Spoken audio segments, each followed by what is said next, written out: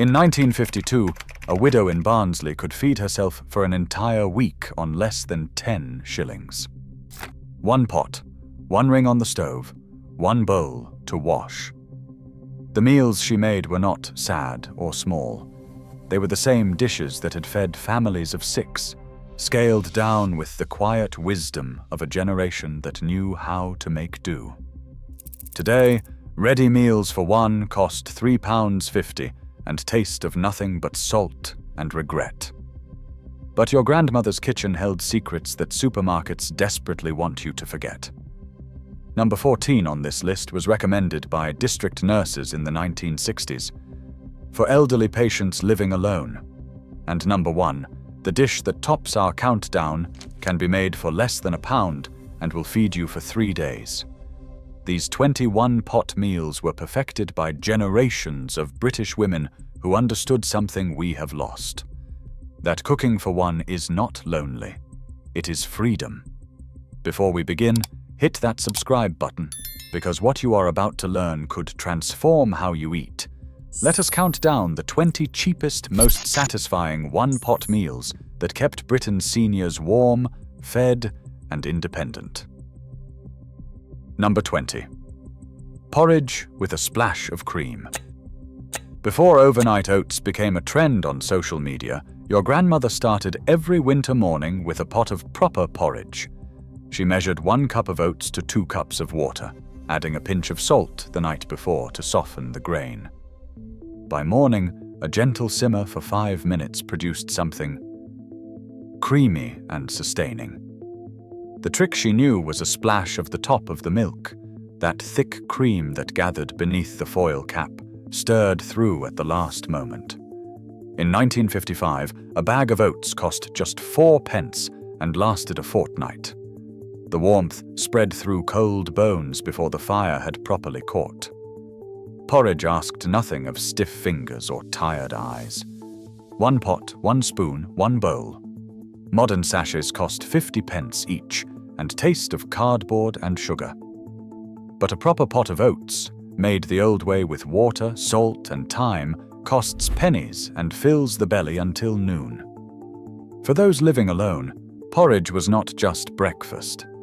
It was the quiet ritual that made each morning feel manageable. Number 19. Scotch broth for one. The secret to Scotch broth was never the meat. It was the barley.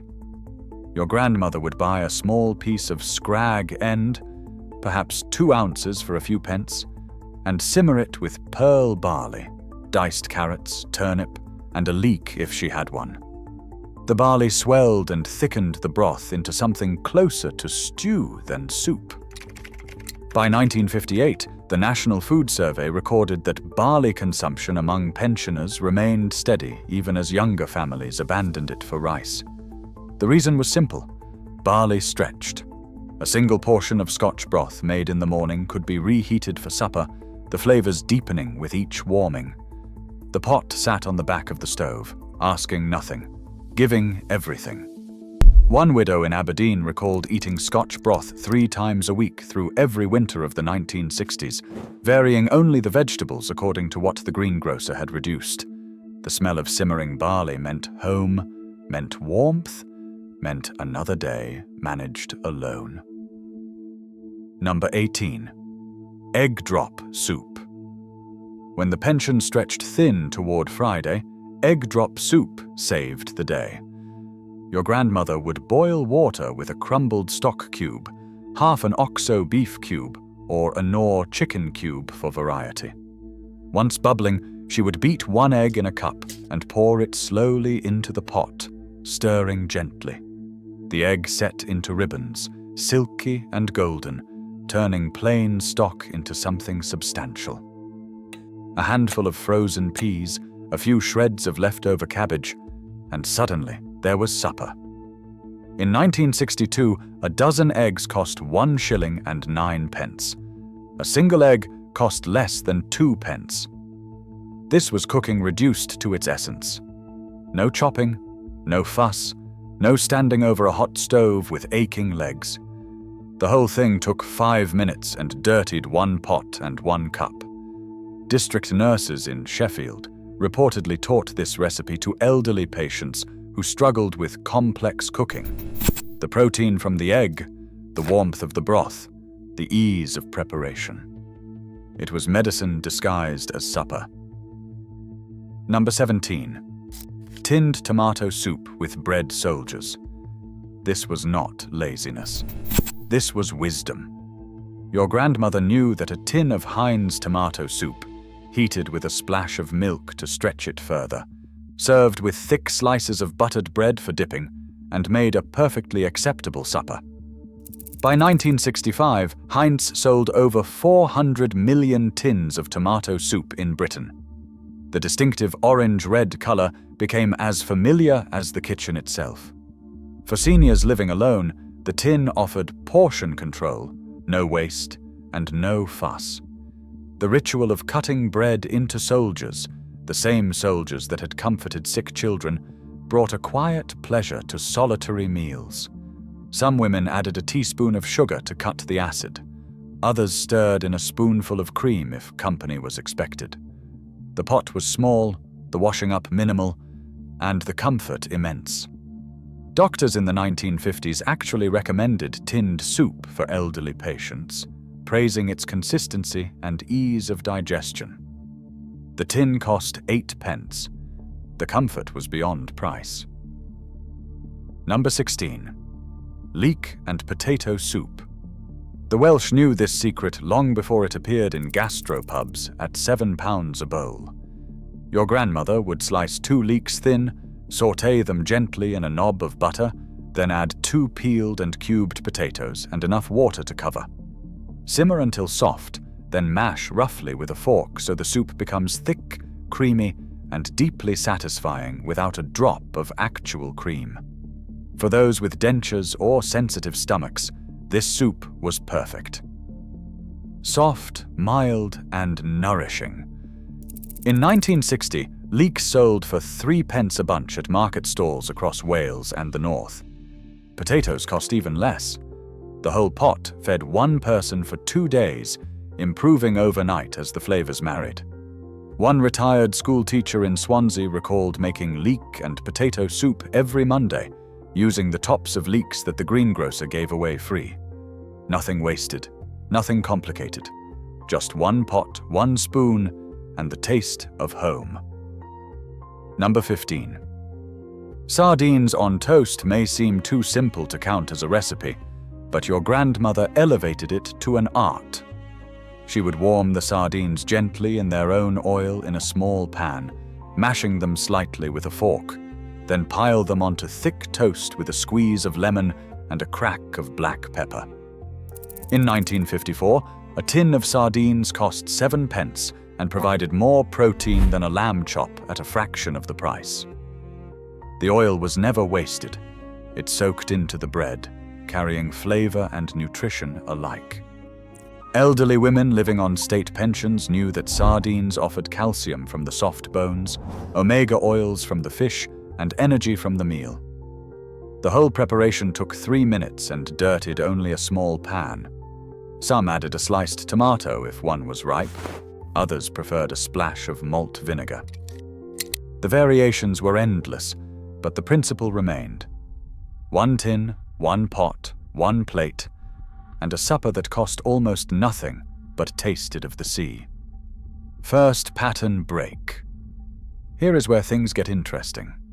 The Ministry of Food, that wartime institution that taught a generation to cook from scraps, published a pamphlet in 1946 specifically for elderly citizens living alone.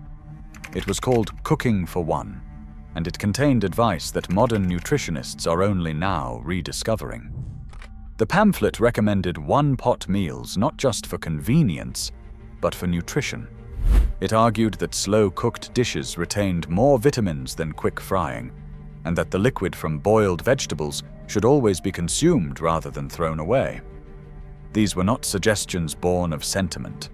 They were survival strategies developed during rationing and refined through necessity. What the ministry understood, and what we have forgotten, is that cooking for one is a skill. It requires different techniques than family cooking. Smaller portions, less waste, simpler methods. Your grandmother learned these skills not from celebrity chefs, but from necessity. And those skills are exactly what we need to reclaim. Number 14. Cheese and onion in a pot. This was the dish that district nurses recommended through the 1960s for elderly patients who struggled to cook. One small onion, sliced thin and softened in butter. A handful of cubed potatoes added, with just enough milk to cover. Simmer until tender, then top with grated cheese and place under the grill until bubbling. The whole thing can be made in a single small saucepan and eaten straight from the pot. In 1963, a block of cheddar cost 2 shillings and lasted a week for one person. The dish asked nothing of tired hands or fading eyesight. No precise timing, no complicated steps, just gentle simmering and patience. Oral histories from Yorkshire recall widows making this dish every Tuesday evening, the smell of melting cheese drifting through terraced streets. For those living alone, the warm pot, cradled between hands, was as comforting as the food itself. Number 13. Corned beef hash for one. The full-sized family version filled a frying pan, but your grandmother made a scaled-down version in a small saucepan that served one perfectly. She would dice one medium potato and boil it until just tender, drain it and return it to the pot with a tablespoon of dripping.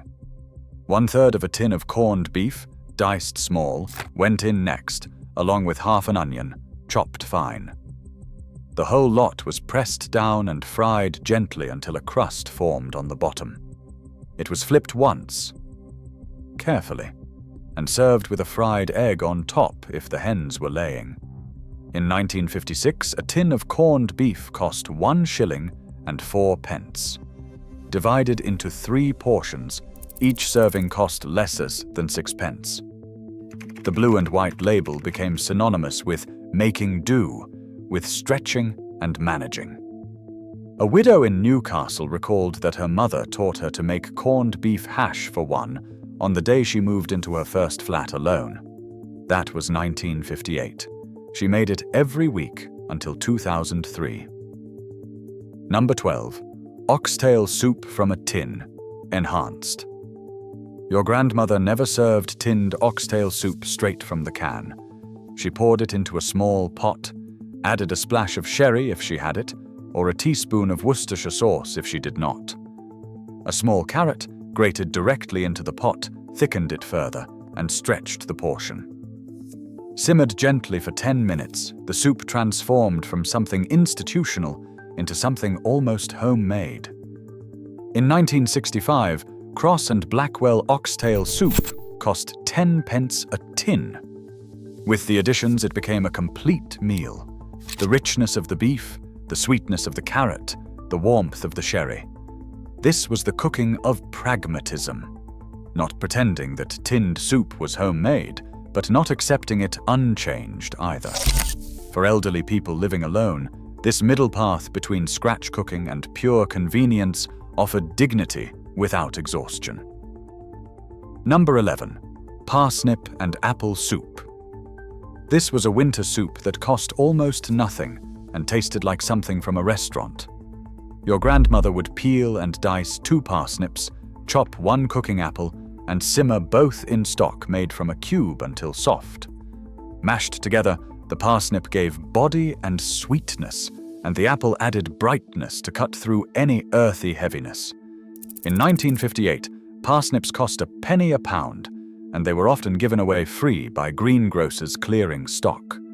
Windfall apples were free for those who asked politely. The whole pot cost perhaps 3d and yielded 2 generous servings. A touch of curry powder, just a 1/4 teaspoon, lifted the soup into something exotic. This was the dish that widows made to impress when the vicar called. Served in a proper bowl with a swirl of cream saved from the milk bottle, it looked like effort. But the effort was minimal. 1 pot, 1 simmer, 1 mash. Number 10. Baked beans and sausage, not on toast. In a pot.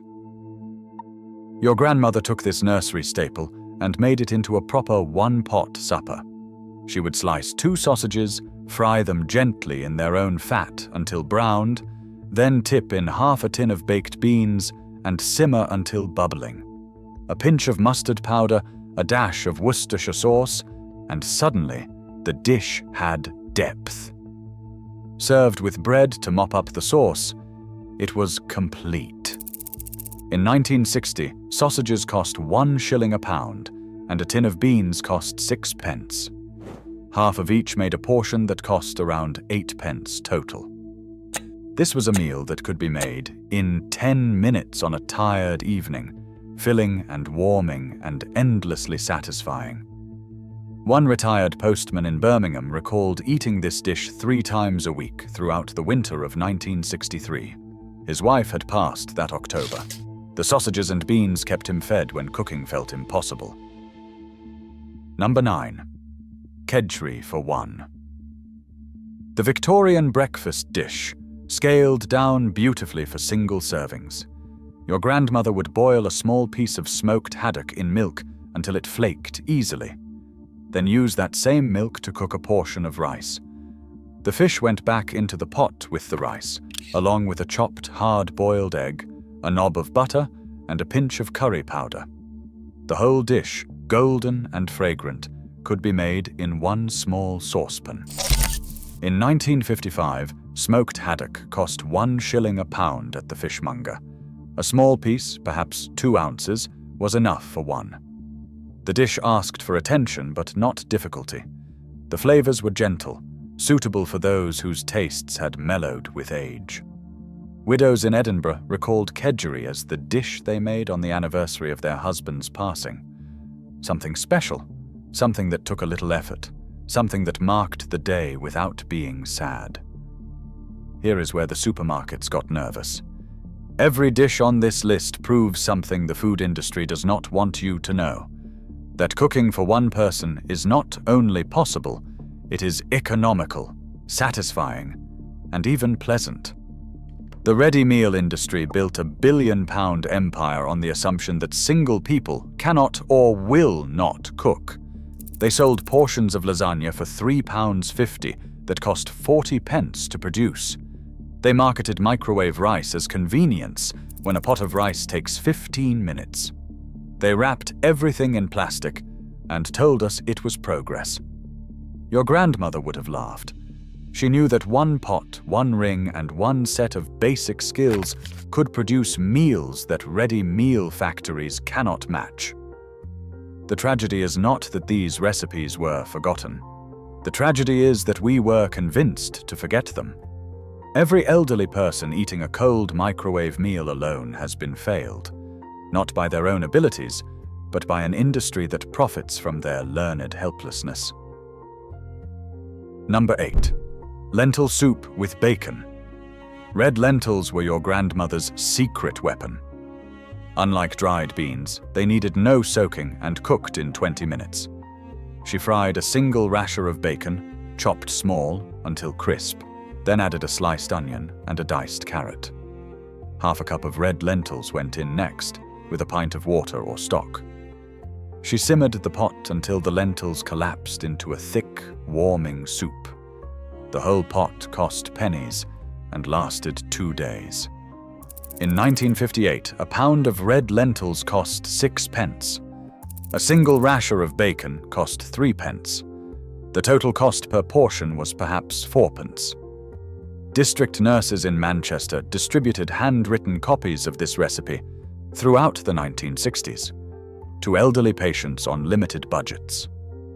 The protein from the lentils, the fat from the bacon, and the vitamins from the vegetables made it a complete meal in 1 pot. The smell of bacon and lentils simmering was the smell of survival, of managing, of getting through another winter alone. Number 7. Welsh rarebit in a pot. This was not cheese on toast. This was something far more satisfying. Your grandmother would grate a generous handful of cheese into a small saucepan with a splash of milk, a teaspoon of mustard, a drop of Worcestershire sauce, and a beaten egg. Stirred over low heat until thick and bubbling, the mixture was poured over toast and grilled until golden. The pot required only a quick wipe. The result was protein-rich, warming, and deeply satisfying. In 1962, the ingredients for Welsh rarebit cost less than a shilling and provided a complete supper. For elderly people living alone, the dish offered richness without heaviness, flavor without fuss. Some added a splash of beer to the mixture. Others preferred it plain. The variations mattered less than the principle. That something delicious could be made quickly, cheaply, and easily by anyone with a small saucepan and a bit of cheese. Number 6. Chicken soup from a carcass. When your grandmother bought a chicken, she used it 3 times. The first day, roasted. The second day, cold slices with pickles. The third day, the carcass went into a pot with an onion, a carrot, a stick of celery, and enough water to cover. It simmered for 2 hours, and the bones released their goodness into a broth that was liquid gold. Strained and seasoned, with whatever scraps of meat picked from the bones stirred back in. This soup cost nothing at all beyond the time to make it. In 1956, a whole chicken cost 4 shillings and 6pence. The soup extended that investment by another 2 meals at 0 additional cost. For elderly people living alone, this was not just economy. It was skill passed down through generations. The smell of chicken stock simmering on the back of the stove meant that nothing was wasted, that every penny had been stretched as far as it could go. Number 5. Peas porridge.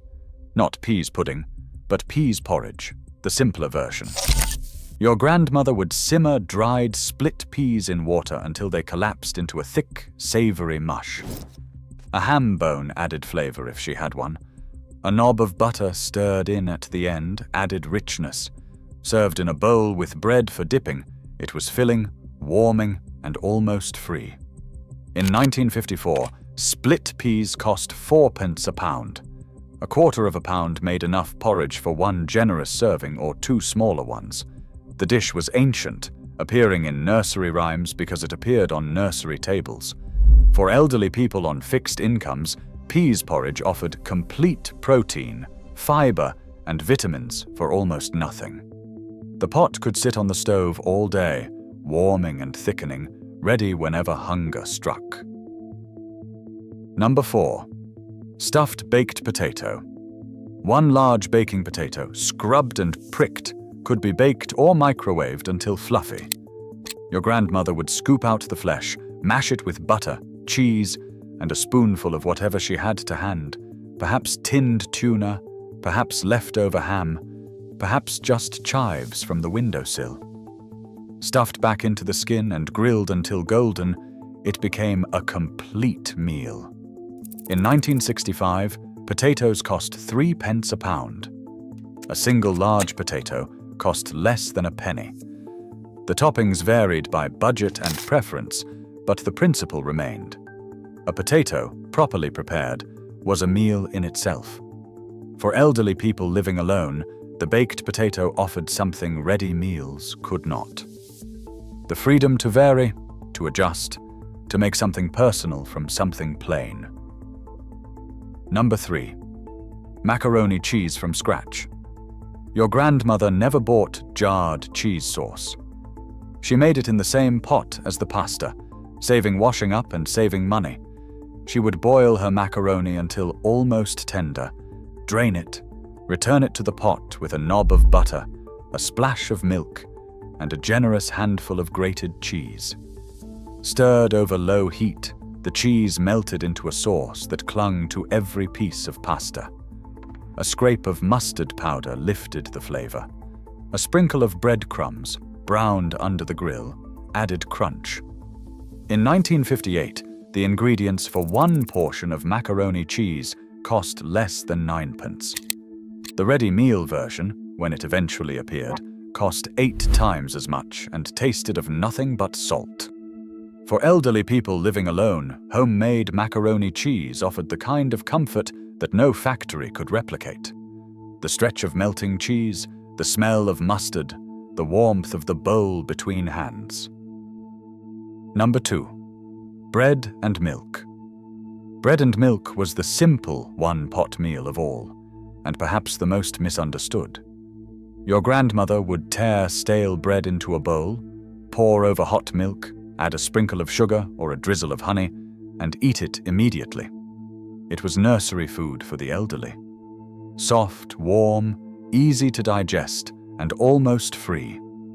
In 1952, a loaf of bread cost 5 pence, a pint of milk cost 4 pence, a serving of bread and milk cost perhaps a penny. For those with sore gums or poor teeth, for those too tired to chew, for those whose appetites had shrunk to nothing, bread and milk was sustenance without struggle. Some added a beaten egg to the hot milk for protein. Others stirred in jam for sweetness. The variations were endless, but the comfort was constant. This was not poverty food. This was survival food, perfected over centuries and served without shame. Number 1. Stewed shin of beef. This was the dish that crowned your grandmother's repertoire. A small piece of shin, perhaps 4 ounces, browned in a pot with a sliced onion. Stock or water was added to cover, along with a carrot, a potato, and whatever herbs grew on the windowsill. It was simmered slowly, for 2 or 3 hours, until the meat fell apart at a glance, and the gravy turned thick with natural gelatin. In 1955, shin of beef cost 9 pence a pound. A 4-ounce piece cost less than 3 pence. That 3 pence, with vegetables, produced a meal that could be divided into 2 portions, each more satisfying than any ready meal ever made. The pot sat on the back of the stove, requiring nothing but time. The smell filled the house, promising comfort. The taste, rich and deep and infinitely savory, proved that cooking for one could be an act of self-respect rather than self-pity. This was not a meal for those who had given up. This was a meal for those who knew how to live. Here is my challenge to you. Try one of these this week. Just one.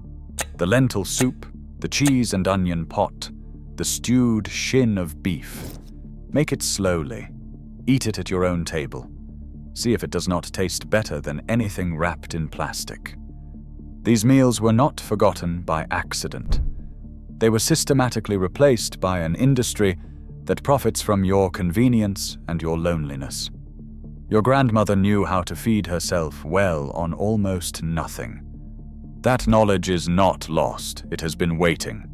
Now you know it too.